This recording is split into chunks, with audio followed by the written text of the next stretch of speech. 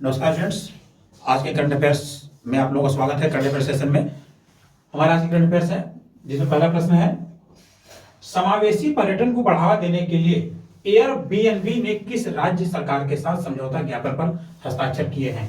तो हमारे ऑप्शन है गोवा, गुजरात, नई दिल्ली और महाराष्ट्र। तो इसका सही आंसर है गोवा। एयरबीएनबी ने हाल ही में समावेशी पर्यटन को बढ़ावा देने के लिए गोवा पर्यटन विभाग के साथ एक समझौते ज्ञापन एमओयू पर हस्ताक्षर किया है।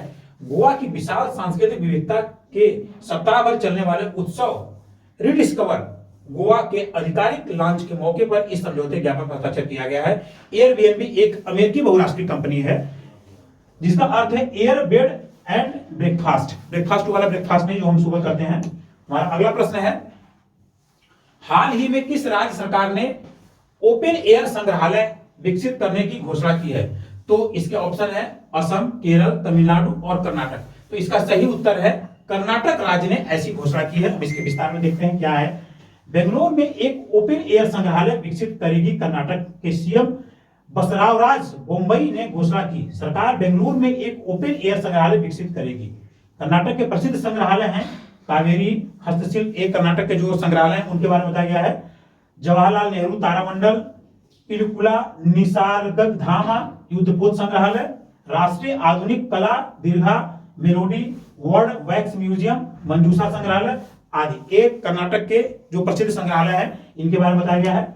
हमारा अगला प्रश्न है, कौन सा देश हाल ही में संयुक्त राष्ट्र महिला समर्थक आयोग से बाहर हुआ है? तो संयुक्त राष्ट्र महिला समर्थक से बाहर होने वाले देशों के ऑप्शन है इराक, ईरान, पाकिस्तान और चीन। तो इससे बाहर हुआ है ईरान। ईरान जो है संयुक्त राष्ट्र महिला संगठन से बाहर हो गया है। विस्तार से इसके बारे में जानते हैं। संयुक्त राष्ट्र आर्थिक एवं सामाजिक परिषद ने महिलाओं और लड़कियों के अधिकारों के व्यवस्थित उल्लंघन के कारण लैंगिक समानता के लड़ने वाले संयुक्त राष्ट्र के प्रमुख वैश्विक आयोग से ईरान को बाहर कर दिया है। ईरान में चल रहे हिजाब विरोधी आंदोलन के दौरान महिलाओं समेत कई पुरुष पुलिस की गोली से मारे जा चुके हैं। इस एक्शन पर कड़ी नाराजगी जाहिर करते हुए अमेरिका ने ईरान को संयुक्त राष्ट्र महिला आयोग CSW से हटाने का प्रस्ताव दिया था और इस प्रस्ताव को मानते हुए ईरान को इससे बाहर कर दिया गया है। और हमारा अगला प्रश्न है, इसरो ने हाल ही में कहां 160 मीटर ट्राइसोनिक विंड टनल का सफल परीक्षण किया है? तो इसके ऑप्शन है तमिलनाडु, असम, केरल और गुजरात। तो इसका सही उत्तर है केरल में। तो इस प्रश्न के विस्तार के बारे में जानकारी हासिल करते हैं। ट्राइसोनिक विंड टनल का सफल परीक्षण केरल में किया गया है। ट्राइसोनिक विंड टनल एक ऐसी प्रणाली है जिसका उपयोग अंतरिक्ष यानों में किया जाता है।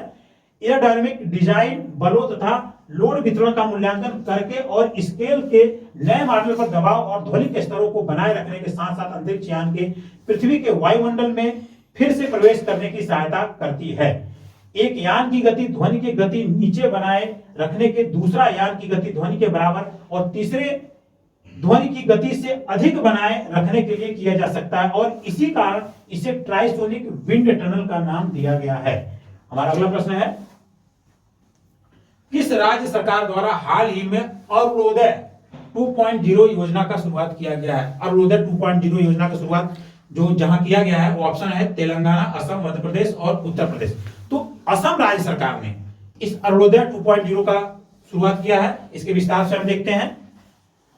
असम के मुख्यमंत्री हिमंत बिस्वा शर्मा ने बुधवार को राज्य सरकार की प्रमुख योजना अरुणोदय का दूसरा संस्करण लॉन्च किया, जिसका उद्देश्य आर्थिक रूप से वंचित परिवारों को वित्तीय सहायता प्रदान करना है। यानी अरुणोदय 2.0 का मुख्य उद्देश्य है आर्थिक रूप से जो कमजोर परिवार है उनको वित्तीय सहायता प्रदान करना है। क्योंकि ऐसा प्रश्न आ सकता है कि अरुणोदय का संबंध किस तरह की है।